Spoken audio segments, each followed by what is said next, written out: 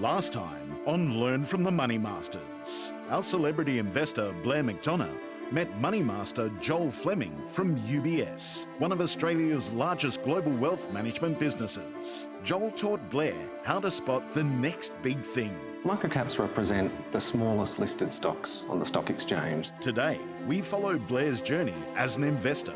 Get ready to learn from the money masters.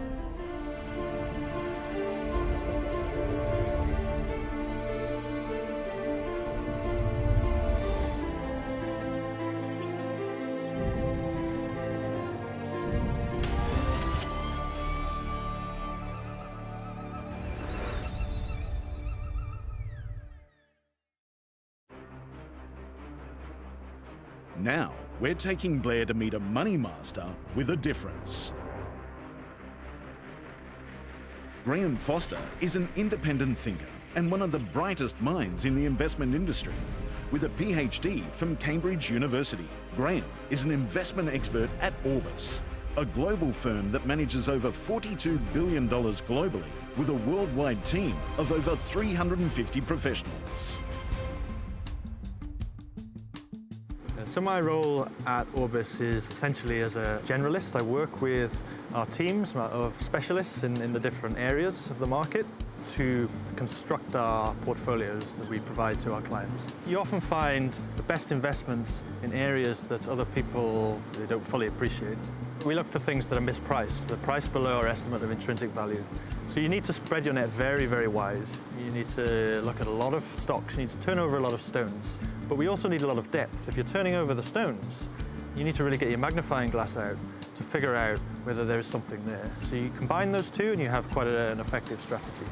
I grew up in a small village in North Wales, which is a part of the UK. Growing up in a working class town is tricky in a way, in the sense that in the UK, there's very little social mobility. So when I was growing up, I didn't know anybody who became a top lawyer, for example. We were lucky in the sense that at that time, when I was applying to university, Oxford and Cambridge had been sort of pushed by the government to increase their state school, their government school enrollment. So I went and interviewed there, and I studied there for 3 years, studied mathematics. That first year at Oxford was one of the hardest of my life. And I think you learn a lot about yourself at those moments where you're struggling. I'd already had a good sense that there's a link between the effort you put in and the outcome, so I really put in the effort, put in the work, and eventually caught up and came through. Investing is a fair playing field in the sense that the market is the ultimate judge of your decision making. If you make good decisions, you should be rewarded over the very long term by good returns. That's what drew me to investing. Graeme has flown in to give Blair a masterclass on the unique way he approaches the world of investing. Okay, Blair, a bit of a change of scene here at lovely. Lovely to be by the ocean. Brought you here for a reason, to meet Graeme Forster from Orbis. So Graeme has flown all the way from Bermuda to give you a masterclass today. We could have gone there. Look, I know, but we're making him feel at home. It is, it's lovely. Thank you, mate. Beautiful, beautiful, yeah. Graeme has an unusual way of looking at investing, as does Orbis, that he's going to tell you about. But worthwhile you understanding how Graeme views the world. Blair, you play a lot of sports, and when I was growing up, I wasn't as good as you, but I tried. I tried pretty hard. And my position on the football field or the soccer field was a sweeper. So I was essentially behind everyone else. I could see the whole game. I could see everything evolving in front of me. If anything comes through, I could sort of sweep that up.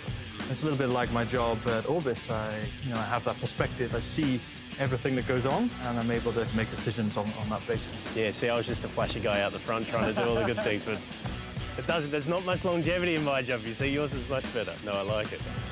Right, you have to be willing to take risks if you're investing. To understand risk, you just got to understand that there's many more things that can happen than will happen. We are quite linear in the way that we think as humans. We think in terms of very deterministic. This caused this, yep. And then that resulted in that outcome. And you see it all the time, right? I see it. You watch the England football team play. And they lose. I understand what you mean. That's the linear way of doing it. The manager did a brilliant job. The players were wonderful, and they got it exactly right. But it's very luck determined. It's very fortune determined. That's the nature of risk. And therefore, you just have to recognize that every view you have, every investment you make, you're never going to get certainty from it. So you have to diversify, that's number one. And you have to manage your tail risk that you might not get to where you want to get to. Yeah, right. Okay. So, Graeme, talk to Blair a little bit about your philosophy around being a contrarian when you invest. It's a fascinating way of looking at investment opportunities and actually the world, because you start to live it, right? Sure, yeah. So our philosophy is very simple. We try to buy things at bargain prices. It's easy, right? You just buy below the fair value of the asset. You're a real estate guy, you've got experience in real estate, but maybe not so much in stocks and shares. So if I give you a real estate analogy, imagine you had two properties you were looking at investing in. Okay, one of them is a beautiful new apartment building. And it's looking over the ocean, or maybe on the harbour. It's a fabulous, perfect asset, very rentable, and it looks great as an investment. And then on the other hand, you're looking at another apartment which is in town. It's a bit run down, needs a bit of work. It's got a good bones, but a nightclub has just moved in next door. Okay, so it's almost unrentable. I really like this place already. Yeah, so if you're happy to be awake between 8 and 3 in the morning, you're fine. So if you look at those two assets, you think, which one will be a good investment? And the typical answer, you're not going to buy the place next to the nightclub, you're not going to be able to get any income from it. Nobody's going to want to live in it. But of course, investing isn't about the quality of the asset. Okay, so which one is a better investment depends on the price. This is why investment's so fascinating. You end up researching all sorts of strange things. You might research the nightclub business, and you might realize that 90% of nightclubs go out of business within 1 year. So you've got to take a long-term view. The nightclub will go away at some point. Nightclubs are usually closed down. So if I buy this at a bargain price, maybe I better rent it out next year or the year after. Right. Assets that are well-loved, there's a lot of people looking at them and analysing them. That's a path that's well-trodden. So you've got to go on a little bit of the path that's less well-trodden. And that's really the essence of contrarian investing. We're really looking at opportunities for Blair to learn how to set himself up so that he gets this retirement he wants. He's young enough to be able to do it. He's young enough to make the decisions now. I think your eyes have been opened. Oh, absolutely, yeah. If you don't give yourself a safety net, you don't give yourself a little bit of something to fall back on, you can't take those risks. But if you really know the business, you learn the secret. And the secret's very simple. It's compound interest. It's the thing, people don't recognize it because it's so simple and it's actually very, very boring. So you put it in your spreadsheet, and you just run your numbers. Over 25 to 30 years, you can build up to $3 million with actually quite a small sum to start. Yeah, right. If you're compounding that at a reasonable rate over time. And for every little bit of extra return you can get each year, it makes a huge difference at the end of that time period. Yeah. So, people don't think about it, and it's all because it's a little bit boring. It's a little bit too far off. It's it's almost like a different person in 30 years' time. Yeah, absolutely. Yeah. I come from a creative endeavour that is fundamentally a contractor-based business. So when it's hot, it's hot. When it's not, it's not. And you've got to find ways to keep that family growing and keep all your interests bubbling along. Thanks, Graeme. I can tell Blair's very much enjoyed this. Thanks for coming all this way to hang out with us. All right, thanks, Vanessa. Thanks. Next time, we'll come to Bermuda, all right? Of course, you're welcome. There we go. Perfect. If you want to learn more with Graeme, head to theinvestmentseries.com.au, where you can take Graeme Foster's masterclass or download our free ebook on becoming an investor from leading advisors. After the break, we'll meet the Guardians, the gatekeepers of the investment industry, to show Blair what he needs to know to make his dreams a reality.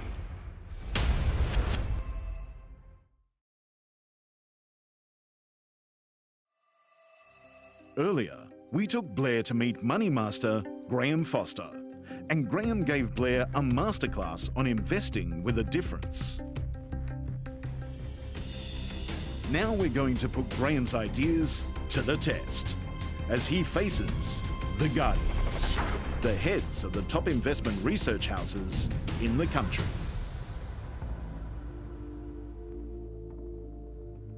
Hello, Guardians. At Orbis, we have been investing our clients' savings in a selection of our favourite shares for over 27 years.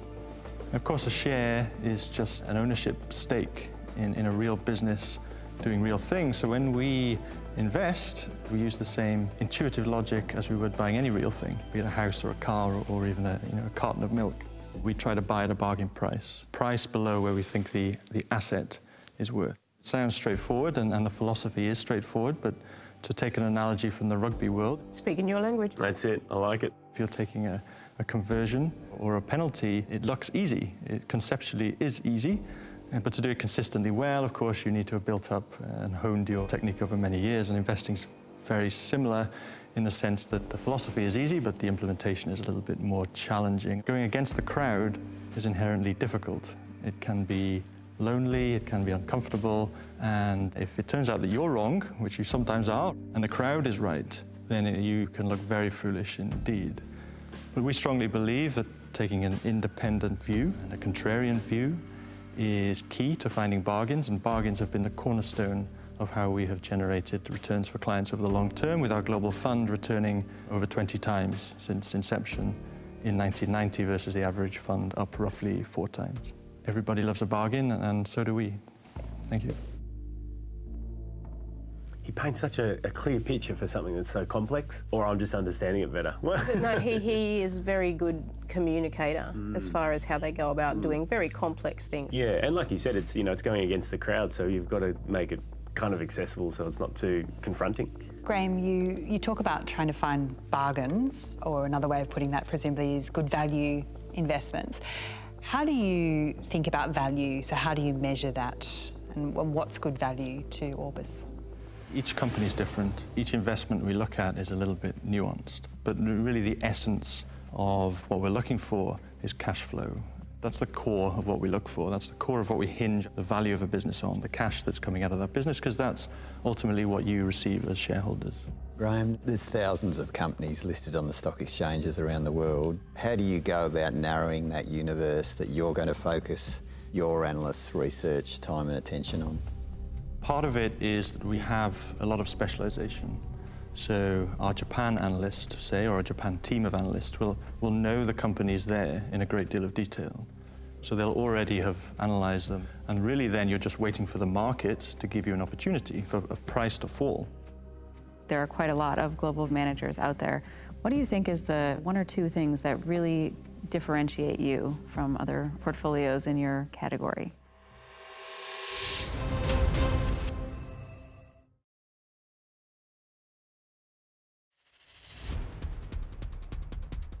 Graeme, there are quite a lot of global managers out there. What do you think is the 1 or 2 things that really differentiate you from other portfolios in your category? It's a very difficult question in the sense that I haven't seen inside these other businesses. All I can say is what we tried to do. What we tried to do and what we place a lot of emphasis on is this idea of individual decision-making. I think that's core. And the reason for that is if you're taking views that are different from the crowd, going against prevailing wisdom, if you do that through a committee, it becomes much more difficult because the bigger the committee is, the more like the average it becomes, the more like the market it becomes. So we've placed a lot of emphasis on individual decision-making. Number 2 is in the hiring process, hiring people who are capable of making those very individual, tough decisions. And I think 3rd is we collect an awful lot of data, so we're obsessed by learning. Every single company we've ever invested in is well documented. So you can go back and you can learn an awful lot, and through learning we improve. Graeme, can you describe the portfolio construction approach to us? We understand that it's more a multiple portfolio manager style approach. For our global strategy, because we believe that the stock selection is really the driver of the value add in the portfolio, we let their recommendations flow up to the portfolio. So it really is a combination of everybody's views. Now the risk in that is that it's too rigid and you end up picking stocks in an area, say Japan, when Japan as a whole is very expensive. So what we do is we have a forum and we talk through the portfolio as a whole and we compare ideas from one area to another. Through that process, we're able to really move the capital in the portfolio to where we believe are the best areas of opportunity. Graeme, you talk about the contrarian style and going against the crowd. Obviously that requires some patience.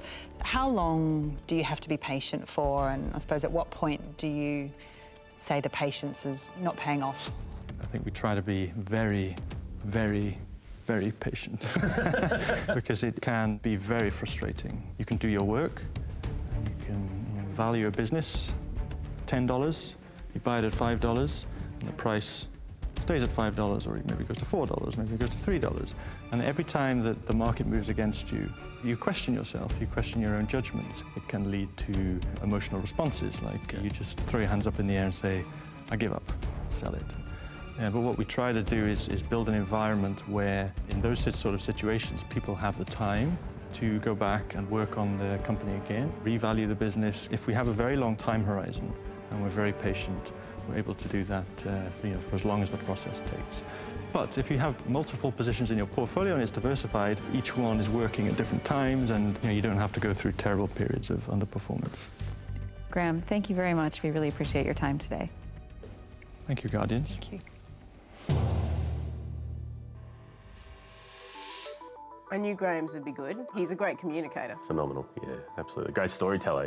He makes a very complex situation seem quite accessible with the way that he explains it all. That's it. And he said, it's lonely being that person backing things that no one else agrees with. That's counterintuitive to human nature, isn't it? It's a rebellious streak.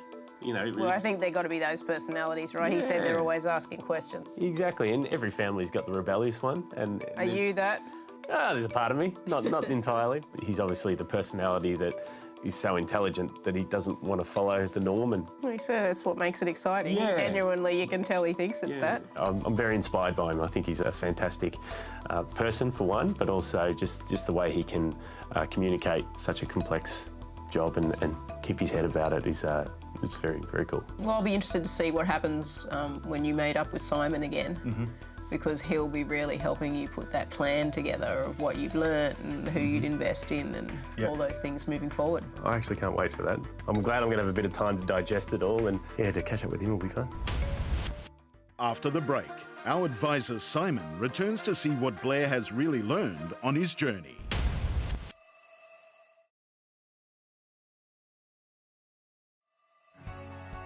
Blair has come a long way, learning from some of the best money masters from around the world. The past few weeks have been jam full of opportunities, but what has Blair really taken away from the experience? Is he ready to change his life? Well, Blair, this is it. We've shown him some amazing money managers. He's met a gorgeous little girl who's a fan. It's been an interesting few months, hasn't it? It's been exceptional.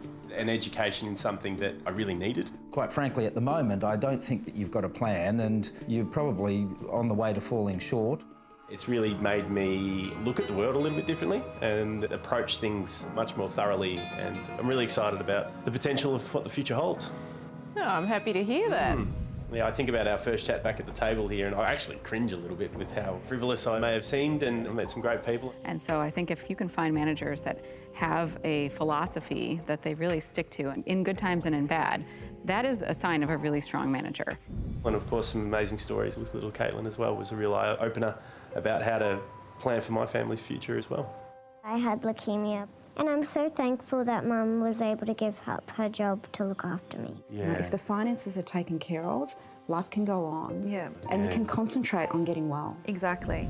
Brad Potter from Nico was really interesting. I think the first thing I learned from him was values, and that really pricked my ears up because I've been probably a little bit flippant with my value structure of late. I think that was just part of my DNA. I mean, I just need to know the value of everything. That's exactly what we do day to day in buying and selling stocks, is we want to find cheap stocks. So I had the great pleasure of meeting Australia's Warren Buffett and Kerr Nielsen. He was very adamant about international scope, looking outside of Australia for companies, and especially looking at companies as part of society. Companies are at the absolute centre of our economic system. It's not about next year's earnings. We're trying to find a bigger and stronger business of tomorrow. Joel from UBS was looking more at microcaps, so the small companies, the ones coming onto the market and what their potential is to grow. Microcaps represent the smallest listed stocks on the stock exchange, and we focus on trying to find the very small company today that become much larger, prominent business of tomorrow.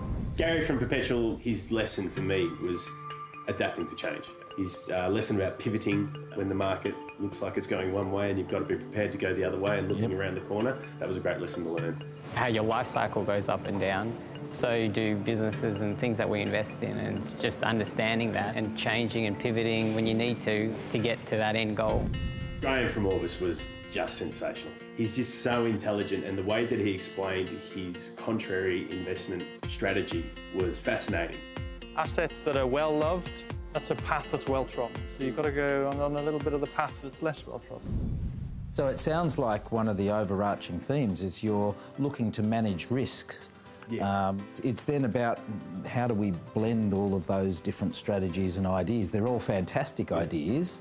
What did you pick up from that? We're well down the path of discussion of letting our house in Melbourne go, because that will make a significant change to our debt structure. It'll also allow us to take these lessons that I've learned, to diversify, to start a portfolio, and to really be able to set ourselves up as a new family for the long term. What it can give us moving forward is well more than what it possibly ever will. Well, that sounds like a real wow moment. Yeah, I feel like a load's been lifted off my shoulders. I can tell that. Yeah, you do. You think, I guess you guard yourself with that knowledge. Oh, I'm doing fine. She'll be right. It's like, maybe not. And, you know, a good look in the mirror and a few lessons is good to break down that wall. So it's, yeah, I'm very excited, and thank you for the opportunity. It's been awesome. The one thing about financial advice is everyone's plan is different. Everyone's advice is different. Everyone needs to get their own advisor because, you know, your circumstance is unique. Everyone can benefit from financial advice. So what we'll do from here is finalise your financial plan. We'll have a look at your short, your medium and your long-term goals. We'll make sure that you've got some cash reserve. We'll make sure that your debt's under control. We'll look at your expenditure. We'll look at all of those. We'll build all that into a blueprint for you and pack some information around the fund managers, how to blend the various managers together, savings plans. So there's lots of moving parts, and it's going to be really interesting bringing that all together and presenting it to you in the blueprint.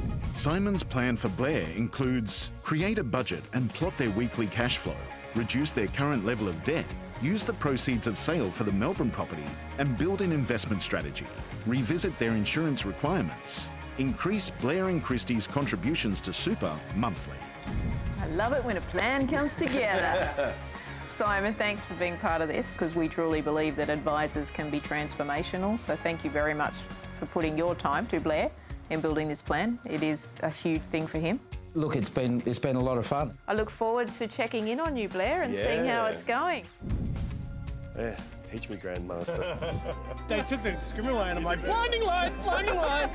I can do this all day. That's right. The guys are like, yeah, we do need to cut now. That's the way I like to look at patients, as a bit more proactive than just... I'm like, sounds good. Yeah. Oh, that's all right. To learn more about growing wealth outside of property, visit theinvestmentseries.com.au or download our free ebook on becoming an investor from leading advisors. Remember, everyone's financial situation is different. The information in this show is not intended as personal investment advice. We encourage you to find your own personal advisor who can help you with your own financial future. Visit theinvestmentseries.com.au to find out how.